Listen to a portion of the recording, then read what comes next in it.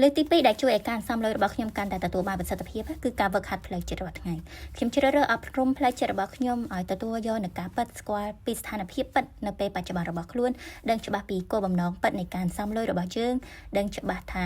លុយដែលរកបានមកគឺសម្រាប់តែគោលបំណងទី1សម្រាប់តែគោលបំណងទី2ឬមួយក៏លុយដែលនៅសេសសល់នេះគឺសម្រាប់តែចំណាយចាំបាច់តែប៉ុណ្ណោះការធ្វើបែបនេះជារឿយៗធ្វើឲ្យចិត្តយើងចេះធ្វើការងារឲ្យយើងវិញដោយឯងគឺចាប់ផ្ដើមចេះកាត់នៅចំណាយអត់ចាំបាច់ចិត្តយើងលែងមានអារម្មណ៍រំភើបរំជើបរំជួលជាមួយនឹងរបស់ brand high show ឬមួយក៏ផលិតផលដែលគេបញ្ចុះតម្លៃនានាហើយចិត្តយើងក៏លែងមានអារម្មណ៍តក់កុហល